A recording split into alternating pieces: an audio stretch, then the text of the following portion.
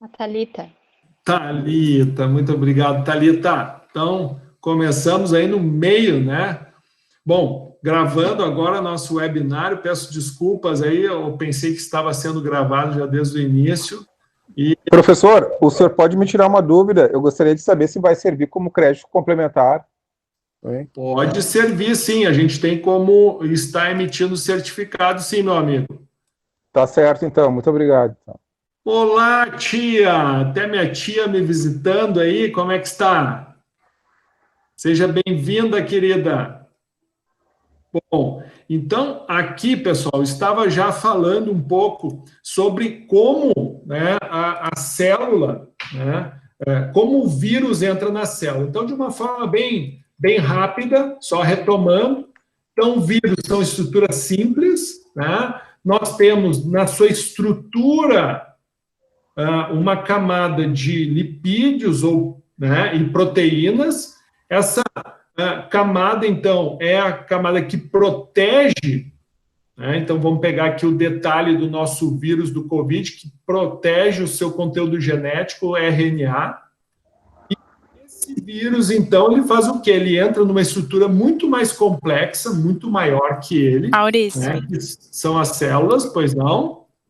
Não está compartilhando a tela mais. Ou não está compartilhando a tela. De novo. Para mim está aparecendo. Às vezes... Para mim também estava aparecendo, agora não está mais. Agora vai voltar de novo. O que acontece às vezes? Se tu sai... Tu não... Depende da posição. Isso aí. Depende da posição, né? Que tu deixa o smartphone, sei lá. Brilhante, Plínio. Muito obrigado pela participação aí. Então, em cima disso aqui, tá? Nós estávamos falando como é que o vírus vai entrar na célula. Então, a entrada dele vai ser por meio da solubilização, né, do vírus na membrana celular.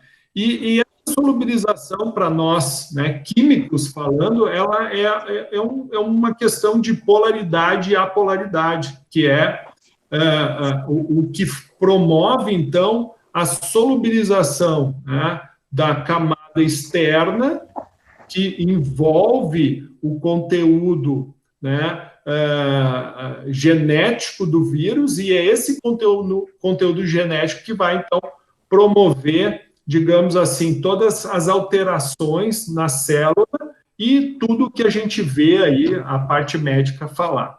Mas, para nós químicos, daí onde nós havíamos parado antes, para nós químicos é tudo uma questão de solubilização, né? Então, quando a gente entra na química, falando da química envolvida no processo em que o vírus, então, entra na célula, a gente tem que começar a pensar, então, como que os produtos químicos podem atuar, né, causando o quê? Causando um dano a esse vírus, impossibilitando, então, que ele seja, né, que ele entre... Evolua, né? Oi? Evolua, se multiplique, né? Exatamente. Então, certo.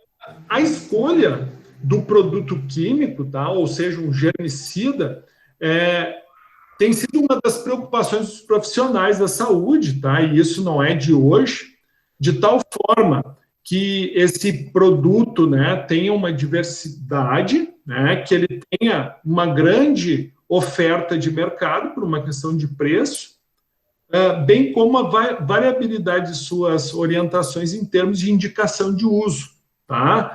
Então, o que os países, e isso a gente fala, então, avaliando como a nível de mundo, grande Renato, boa noite, Renato, já estamos evoluindo aí na nossa apresentação.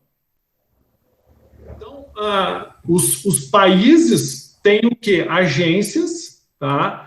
E essas agências, no caso aqui do Brasil é a Anvisa, são responsáveis, então, por ações de controle, tá? E de proteção ao consumidor. Porque o que acontece? A partir do momento que tu define, então, que tais químicos têm ação, quem define isso? Tá? Então, essas definições, elas não são os químicos que dão.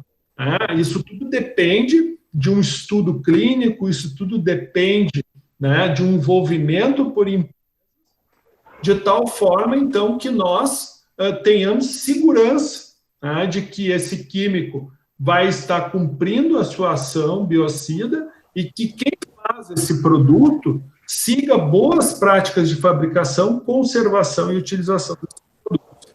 Então, como eu falei, a Anvisa é a Agência Nacional de Vigilância Sanitária que utiliza, né, as secretarias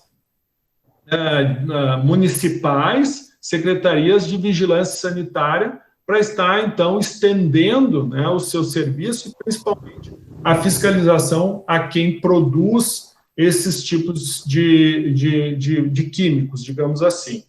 Então, dentro do próprio site da Anvisa, todos esses produtos aqui, ou todos esses segmentos, então, são legislados e tem a Anvisa como uma agência que fiscaliza e que diz o que pode e o que não pode, ok? Então, né, a necessidade, a Anvisa sempre vai pedir um responsável técnico. E daí, dependendo da ação, a gente tem inúmeros conselhos que regulamentam, né, essa questão, né, do que o profissional pode fazer. Por exemplo, é um novo químico. Esse novo químico, qual é a ação dele com relação à proteção dessa pessoa, né, com relação ao vírus? Bom, isso vai precisar do quê? De uma junta médica, vai precisar de uma série de análises clínicas. Quem vai fazer isso? Então, os conselhos regionais têm essa missão de designar qual profissional tem que fazer o quê, tá? Então, uma vez entendido isso, né, os compostos, então, antissépticos são selecionados em relação à sua segurança e à sua eficiência. Bom, de uma forma geral, tá, então, a busca por um germicida, né, ou seja, que combata o nosso vírus, por exemplo, com amplo espectro, mesmo na presença de matéria orgânica, tempo mínimo de inativação dos micro-organismos, capacidade de preservação e integridade do material, toxicidade nula ou mínima, tolerância às variações de temperatura e pH, ter ação residual, odor agradável ou inodoro, facilidade de aquisição e de preparo, né, baixo custo, dentre outras qualidades. Ou seja, isso aqui é o que o químico tem que ter na cabeça, né, quando ele vai fazer, então, a proposta, né, de um químico que vá ter uma ação germicida. E, obviamente, que tudo isso tem que ser levado em conta. A questão, por exemplo, o tempo, né, de contato. Qual é o tempo necessário para que um químico consiga, da mesma forma que o vírus, ele tem um tempo de incubação, ele tem um tempo que ele vai ficar girando dentro do organismo até encontrar a célula e daí se solubilizar, ou seja, conseguir largar o seu material genético dentro da célula. Da mesma forma que isso acontece, né, como a gente tem visto, aí os tempos de incubação vão de 7 dias, vão de 9 dias até 14 dias, que daí entra a questão, né, dos períodos aí de quaresma, né, que quaresma o cara associa a 40, né, mas não necessariamente isso vai depender muito, né, do período de incubação do vírus para que ele possa se proliferar. Então, da mesma forma que o vírus tem esse comportamento no organismo, o químico vai ter que também ter uma ação onde ele vai precisar do tempo de contato mínimo para poder romper a estrutura que protege o material genético do do vírus, que no caso do que nós estamos falando do coronavírus é o seu RNA. Então, um dos químicos que tem sido amplamente divulgados e que é nossa intenção nesse webinar falar um pouco da sua ação, da sua composição e de como eles atuam, são os álcoois, né? Então, os álcoois, eles têm essa particularidade, tá? Que eles têm uma parte polar na sua estrutura e uma parte apolar. Claro que aqui está vendo uma estrutura do álcool etílico, mas todo o álcool ele vai ter essa propriedade. E esse álcool, então, particularmente, eles são amplamente utilizados nas práticas em saúde como antissépticos de pele de pacientes, na higienização das mãos de cuidadores e como desinfetantes de artigos e superfícies. Então, na realidade, o álcool sempre foi usado. Quem nunca foi se vacinar, né, quando criança, passava aquele álcool, né, algodãozinho com álcool no braço para fazer aquela higienização local e depois fazer a aplicação da agulha. Então, isso é uma coisa que sempre foi utilizado, né, amplamente. A área da saúde sempre fez bastante uso. E a característica para nós químicos, né, o que é um álcool? Tu precisa ter, né, uma hidroxila, um grupo, né, hidroxila ligado a uma cadeia orgânica, né? Então, dentro dos álcoois amplamente utilizados na área da saúde, entra o álcool isopropílico, tá, e o álcool etílico. Qual é a característica, então, dos álcoois? Os álcoois, eles tendem a ressecar a superfície da pele devido à remoção dos lipídios. Ou seja, quando a gente aplica um álcool nas mãos, o que a gente percebe? Que a nossa mão fica seca. Por quê? Porque a gente retira a oleosidade da mão. E isso, né, é uma das propriedades que vão nos interessar quando a gente fala de proteção contra o vírus. Porque essa mesma oleosidade que nós temos na mão é a mesma estrutura que circunda o material genético, então, do nosso vírus. Outra característica, então, dos álcoois é que eles não são tóxicos, tá? E têm uma excelente atividade contra uma série de micro-organismos. Então, a desinfecção vai ser definida como um processo físico ou químico, né? Por que a gente fala físico ou químico? Porque entra a questão da atuação do químico como um solubilizante, né? E sim, promovendo, então, a morte do vírus pela exposição do seu material genético, mas também pode ser por meio de um processo físico, né? Porque pela própria fricção que a gente promove, né, quando a gente faz a aplicação dele sobre as mãos. Então, estudos, né? Então, em particular, aqui eu trago para vocês um estudo onde foi avaliada a atividade antimicrobiana in vitro de álcool. Então, a determinação do percentual que tem que ser de álcool, né? Porque quando a gente fala de químico, nós temos que avaliar a composição. Então, quando a gente compra um álcool gel, o que nos interessa? É a quantidade de álcool presente nele.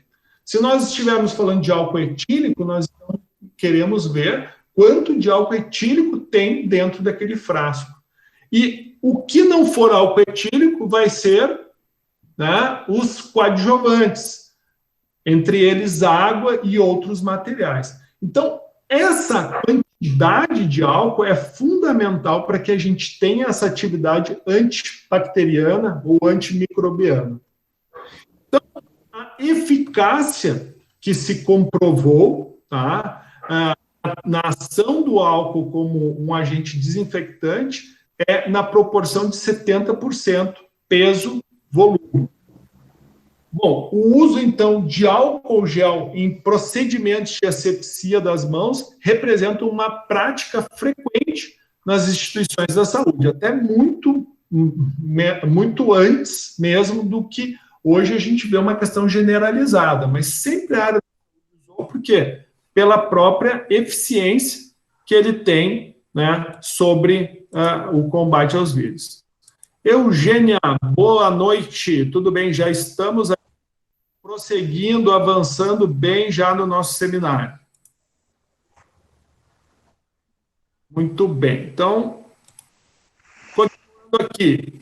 Então, o álcool gel, né, apresentou uma atividade antimicrobiana pela técnica de gotejamento. Então, tanto no fato da aplicação do álcool gel dentro daquele estudo, né, de uma forma gotejante em cima de colônias, né, de micro-organismos, ou na forma de poças, ou seja, tu deixar uma grande quantidade de material em cima dos micro-organismos, se percebeu uma efetiva ação, concluindo-se, né, que, em conclusão, antes de utilizar alguma substância ou produto contra micro-organismos, é necessário avaliar previamente a sua eficácia com técnicas ou métodos microbiológicos adequados.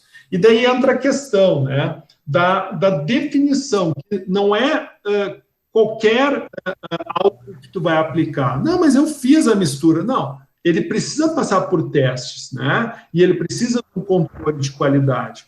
Então, em geral, tá? O álcool, por exemplo, agora falando de composição, o álcool isopropílico é considerado mais eficaz contra bactérias e por isso, né, enquanto o álcool etílico é o mais potente contra vírus, tá? Isso, então, é uma característica, né, que faz com que a gente fale tanto do álcool etílico e não fale do isopropílico.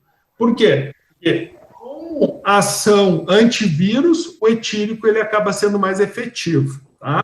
Onde a composição, como a gente já falou, é de 70% peso-volume. Bom, isso, pessoal, é algo que, como eu já falei, ele depende do quê? De determinações e de ensaios, ou seja, um álcool, em princípio, tá, ele tem que ser produzido por uma empresa, essa empresa precisa ser autorizada a produzir esse material, esse químico, pela Anvisa, e uma vez, então, essa empresa produzindo, ela tem que seguir boas práticas de fabricação, na qual a própria Anvisa define o que pode e o que não pode formular. E uma vez definido, tu vai precisar de um profissional, então, que, digamos assim, acompanhe essa fabricação, se certifique de que essa fabricação saiu dentro dos padrões de qualidade pré-estabelecidos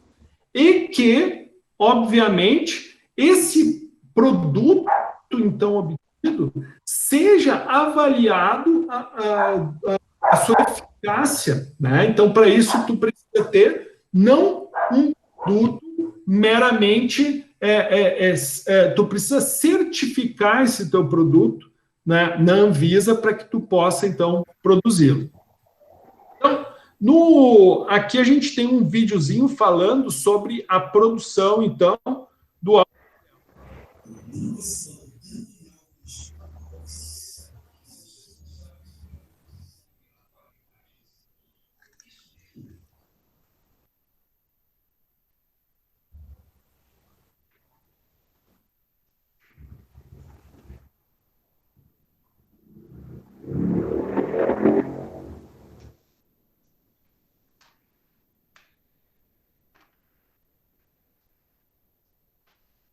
Então, olha aí, por quê, né? Por que a gente está falando? Porque é químico, né, pessoal? Se tu tem um químico envolvido, então esse químico, ele vai, né, procurar. Aqui a gente tem um outro videozinho também, que mostra aqui um pouco sobre a nossa produção aqui, né, na Ubra, a produção do nosso álcool gel aqui na Ubra. Deixa eu passar esse...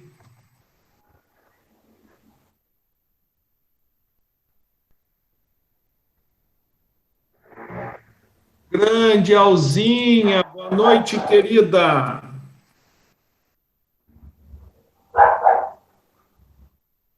Vamos dar uma passadinha aqui. Esse aqui fala um pouco sobre a nossa produção aqui que nós tivemos na Ubra.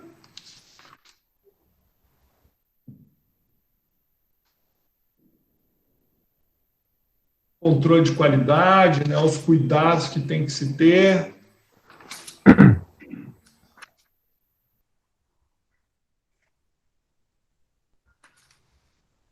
senhor mencionou ali a BPF, né? Boas práticas de fabricação.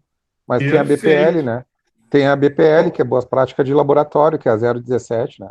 Também, sim. E daí isso entra dentro do controle de qualidade, né? Então, sempre quando a gente faz esse álcool gel, nós precisamos do quê? Nós precisamos que esse material seja, então, registrado. Né? Então, não basta a gente seguir, né, as orientações de fabricação, mas a gente precisa comprovar, de fato, né, a eficácia desse material na ação contra os micro-organismos. Bom, vai ficar o link, depois eu posso compartilhar com vocês, tá? A apresentação, sem problema nenhum. Tá? Bom, mas então, qual vai ser a ação, né, desse nosso álcool gel, desse material sobre... como é que vai funcionar? Então, a formulação em ação residual maior. Então, por isso que se opta mais pela questão do álcool em gel. Com relação à quantidade de água, se comprovou a necessidade da água, por quê? Porque os 70%. Porque esses 30% de água faz com que o álcool evapore de uma forma mais lenta, que daí entra dentro do critério do tempo de permanência. Então, se nós fizermos uma aplicação de álcool 96%, tu vai aplicar sobre as mãos, a tua mão vai ficar extremamente ressecada, porém, tu não tem uma garantia de tempo de ação, né, do álcool sobre o vírus. Então, não necessariamente quer dizer que tu vá ter uma eficácia quanto mais concentrado ele for. Então, estudos clínicos, né, permitiram com que álcools a 70%, né, contribuíam para essa efetividade na ação microbiana, né, e para isso a Anvisa, né, recebeu materiais e fez o registro desses produtos dessa forma. Então, no caso da formulação gel, é por quê? Porque o polímero, então, promove o quê? Mais tempo de ação do álcool sobre, né, a superfície onde foi aplicado, além de ser menos agressivo. Então, além de tu colocar esse polímero que dá essa estrutura mais gelatinosa a ele, tu também acrescenta outros materiais que deixam, né, que ajudam na lubrificação pós-ação do álcool. Então, a ação desinfetante do álcool é bem estabelecida e ele atua na parede celular do agente infeccioso, destruindo as proteínas ou lipídios né? Então, aqui a explicação que a gente falou sobre a questão da volatilidade. Então, por isso, né, o motivo do álcool ser 70%. Então, a ação da concentração 70%, né, melhor agente degermante, atingindo as bactérias, né, os fungos e os vírus, né, e sem nenhum efeito residual. O álcool tem apresentado, então, resultados satisfatórios na asepsia de mãos e, quando apresentado na solução em gel, não ocorre, então, ressecamento da pele. Então, aí a definição mais clara, 70% líquido vai te promover um ressecamento maior, mas depende da composição. Mas, peraí, esse álcool, ele é um álcool registrado pela Anvisa, tem uma ação efetiva, existe um responsável técnico que me garante a qualidade desse produto? Vou olhar no rótulo. Tá? Então, isso é fundamental que a gente perceba, né? Para quê? Para a gente não estar colocando um produto nas mãos que não vai ter a ação efetiva e a gente acaba, então, né, ficando exposto. Então, o álcool gel, 70%, deve ser utilizado pela população em geral, somente se não houver como lavar as mãos com água e sabão. Então, isso é fato, tá, pessoal? Isso é fato. Então, por que o álcool gel? Porque o álcool gel, ele vai ser mais dinâmico, eu vou ter ele na bolsa, eu vou ter ele, né, no carro, ou seja, ele é para uma ação rápida, né, onde, obviamente, tu tiver, né, exposto. Mas, efetivamente, o que se tem que fazer é higiene. Tá? Então, os tensoativos, né, que são os sabões. Então, o médico pneumologista e pesquisador sênior do Hospital Alemão, Oswaldo Cruz, Elias Fiss, né, o que ele fala? A eficácia, no caso do álcool gel, é muito boa para diminuir a transmissão do coronavírus, mas isso também vale para todas as viroses respiratórias. Então, a gente sabe aqui no sul, principalmente, a gente passa aí pela questão, né, do frio, a gente fica no inverno em locais mais fechados, a gente acaba estando mais suscetível a uma circulação muito grande de vírus. Né? Que o vírus ao qual a gente se refere agora, o corona, ele é um vírus muito mais agressivo do que esses vírus rotineiros que a gente passa pelos nossos invernos, né?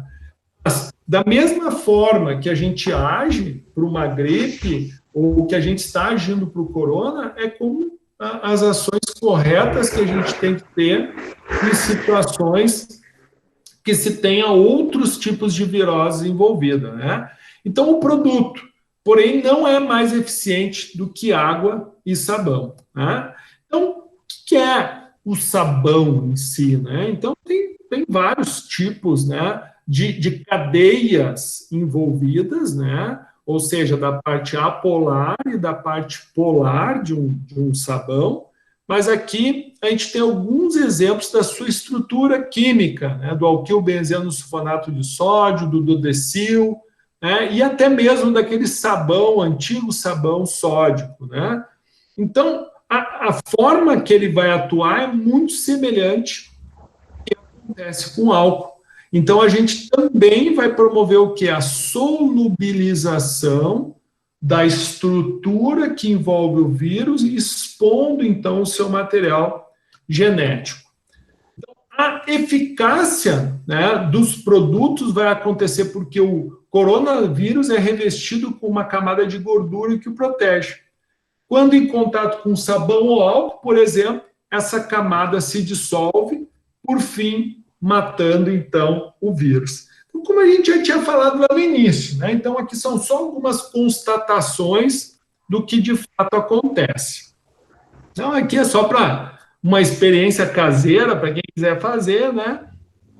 Bota água, bota óleo, e o que acontece? Eles não se misturam. A partir do momento que a gente bota o detergente, a gente promove, então, essa integração. E, recentemente, né, eu tenho escutado bastante no rádio, uma campanha sobre ensinando como lavar máscara, né? Daí, né, 500 ml de água, 2 colheres de sopa de água sanitária, deixa de molho por alguns instantes, lavar com água e sabão, enxaguar, secar e passar a ferro. Bom, o que é isso? Né? Então, a água sanitária, introduzimos mais um agente químico. Né? Aqui vai ter uma função já oxidante, diferente do que nós estávamos falando, de solubilização, mas uma ação oxidante. Então, primeiro, inertiza com um processo oxidante, com a água sanitária. Depois, né, precisa de um tempo de ação, por isso esses instantes de molho. Aí sim, a lavagem com água e sabão, para quê? Bom, se ainda restou algum vírus, vamos solubilizar a estrutura que envolve o vírus para liberar, então, o seu material genético. Por último, enxágua, deixa livre, né, o tecido de qualquer tipo de micro-organismo, seca, e se ainda ficou alguma coisa, mete ferro quente, que dá não. Então, é uma campanha sensacional, ou seja, ela, depois disso aqui, se ficar alguma coisa nessa máscara aí, olha, impressionante, né? Então, para fechar, né, o nosso assunto, água sanitária, já estamos encerrando, da mesma forma que o álcool, tá, pessoal, precisa, né, ser também registrada na Anvisa. No caso, a água sanitária, ela já não entra, né, com uma aplicação tópica, que nem o álcool, então já é liberado para o segmento saneante, né? os detergentes também entram na parte de saneantes, né? Qual é a diferença? Que os saneantes, tu usando uma formulação, digamos assim, comum, né? Uma formulação comum que a Anvisa determina, tanto detergentes, sabões, quanto água sanitária, tu consegue fazer o quê? Simplesmente notificar, né? Obviamente, tu sendo uma empresa autorizada para fazer isso, tendo um responsável técnico pelo seu processo, então tu consegue notificar a Anvisa, depois que a tua empresa estiver registrada, tu notifica, olha, estou produzindo detergentes, estou produzindo sabões, estou produzindo água sanitária. Agora, a gente fala de álcool gel, e em virtude da pandemia, foi liberado para as empresas que produzem saneantes estar produzindo. Mas, normalmente, quem produz são empresas que fabricam medicamentos, empresas, né, do ramo de atuação em essas de manipulação, farmácias de manipulação, tá?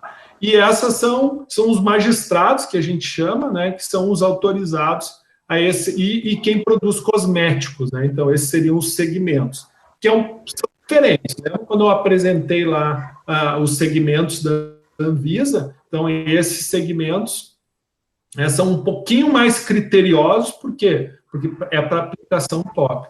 Então, a água sanitária, ela tem, né, o que ela é? É uma solução aquosa à base de hipoclorito, ok?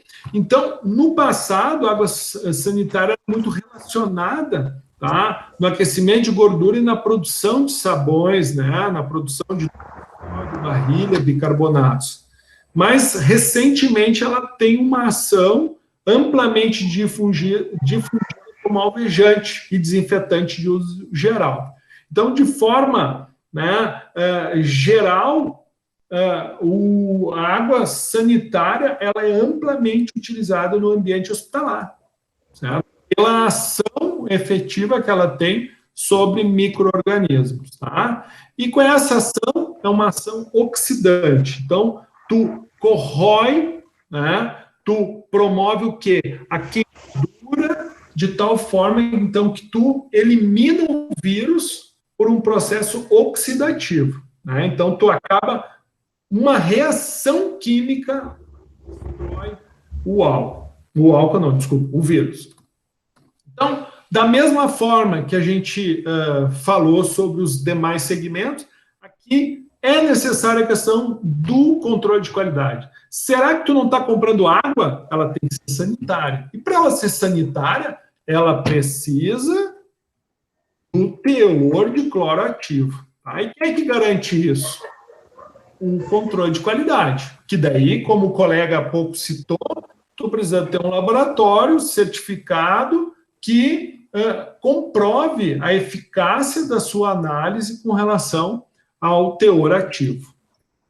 Bom, e água sanitária, né, só uma informação, não é que tu vai usar ela de qualquer jeito, né? Então, nessa loucura das pessoas, não, mas tem que proteger, água sanitária é um produto que só perde, né, em acidentes domésticos, só perde para animais peçonhentos e por intoxicação com medicamentos. Então, nesse ano entre 2005 e 2011, foram 10 mil, quase 11 mil casos, né, de contato, né, com o banco de CIT do Rio Grande do Sul, que é o Centro de Informações Toxicológicas, né, do Rio Grande do Sul. Então, isso mostra que é um produto extremamente perigoso, né, embora pareça só água, a gente tem que usar com cautela, né, e não quer dizer que mais é melhor, não necessariamente. Então, professor, pois não. Posso interromper um pouquinho? Claro, DAI. Isso. Inclusive, a gente faz, né, água sanitária, enfim, lá na empresa. E a Anvisa, inclusive, ela pegou um frigorífico que eles estavam fazendo, assim, um corredor onde jogavam água sanitária nas pessoas para acessar o louco. frigorífico. E aí a Anvisa, né, diante dessa situação, barrou eles, né, porque a água sanitária seria em uso de superfícies inanimadas, né, e eles estavam jogando diretamente nos funcionários. Então, a Anvisa tem fiscalizado bastante essa parte em relação ao corona. Exato. Então, assim, ó, não é para aplicação top, não vai ficar lavando as mãos com água sanitária, né? Então, assim, aqui eu trago uma série de problemas que podem causar o contato com a água sanitária. Vocês vejam, não falei de nenhum químico sofisticado, pessoal. Estou falando de álcool, estou falando de sabão e estou falando de água sanitária. Ou seja, é de higiene que a gente precisa para eliminar o coronavírus, tá? Então, bem como a colega falou, a questão do desempenho, tem que ser, né? Essa notificação, ela serve porque uma vez tu autorizado a produzir água sanitária, isso se dá mediante a comprovação de uma eficácia, né? Então, essa composição de teor ativo de cloro não é por acaso. Ou seja, tiveram estudos clínicos que definiram que a melhor concentração de menor toxicidade, de melhor, né, range de ação é aquela na qual foi definido e teve a Anvisa aí como principal precursora. Ok. E daí entra dentro, né, das principais recomendações para o serviço de saúde e tal, né, e obviamente, para a higienização aí das nossas casas. Então, a água sanitária é amplamente utilizada e ela é muito eficiente, então, para a oxidação do vírus. Então, de acordo com o parecer aprovado pelo CATS, tá, para produtos saneantes que se enquadram nas categorias analisadas, o recomendado é que o teor final de cloro ativo, após sua diluição, não ultrapasse 1%, né?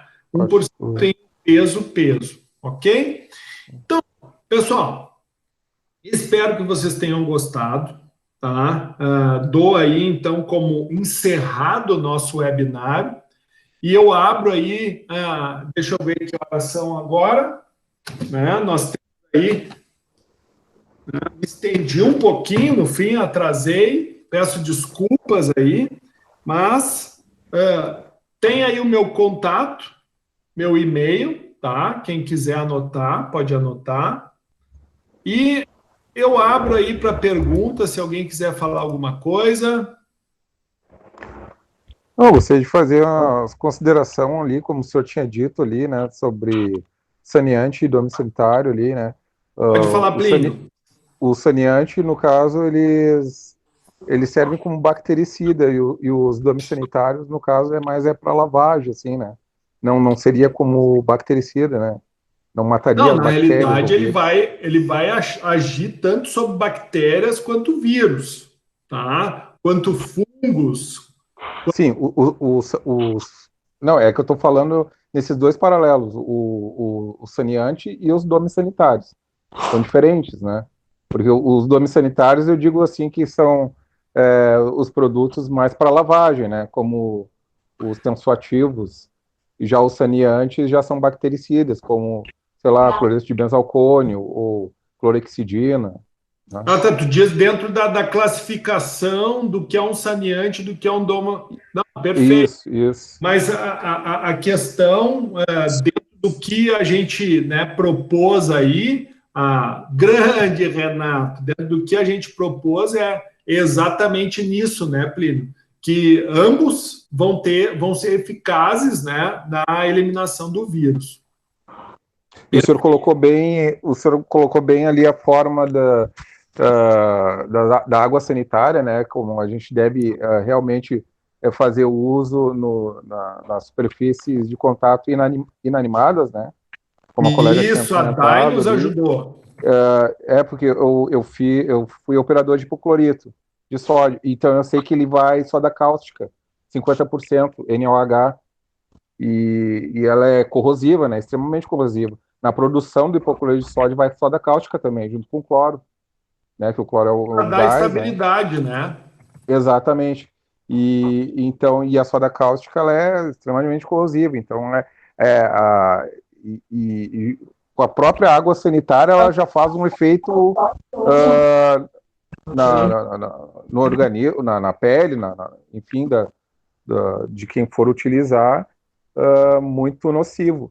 Então é por isso que se usa para matar bactérias ou vírus em superfícies que não seja na pessoa, né?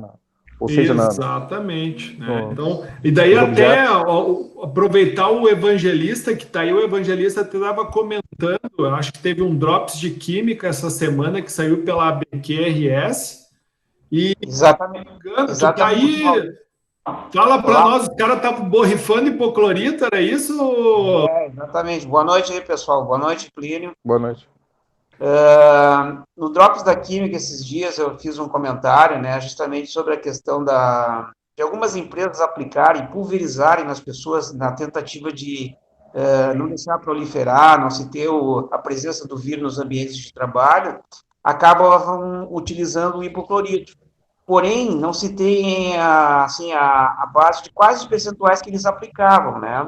Então, as pessoas passam nesses túneis, nessas câmaras de inetização ou desinfecção, né?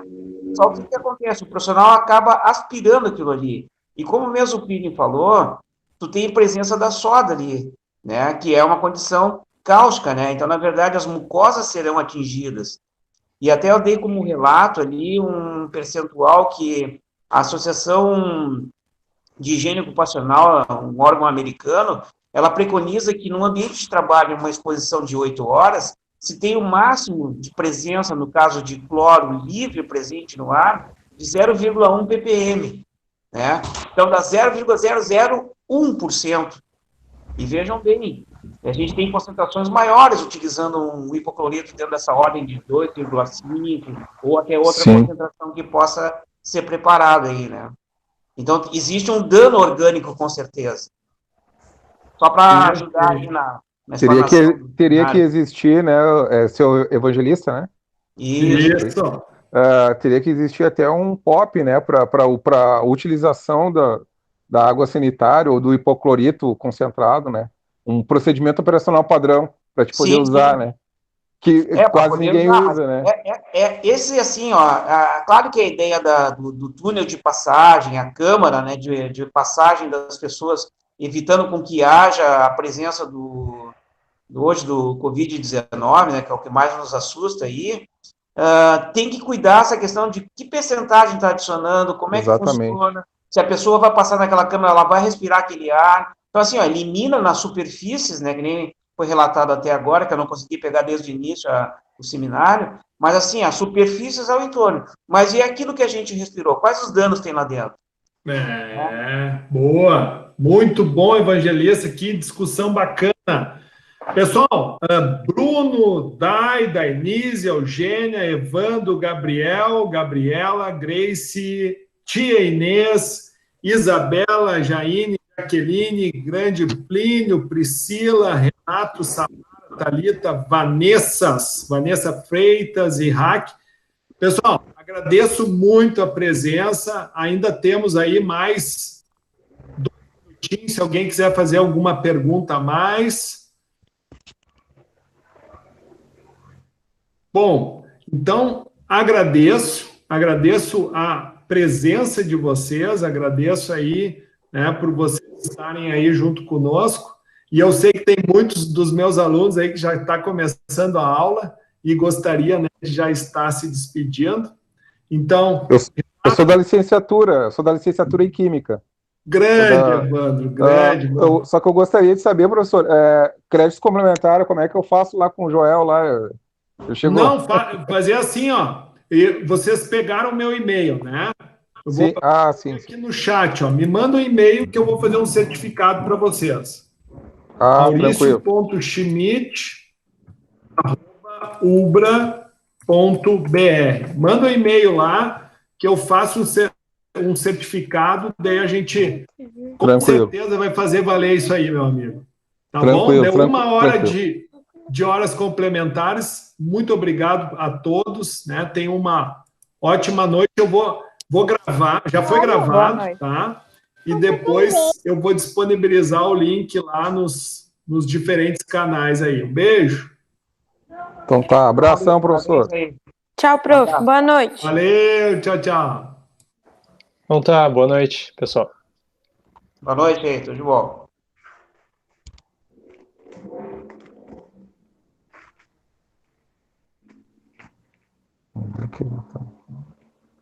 Encerrar.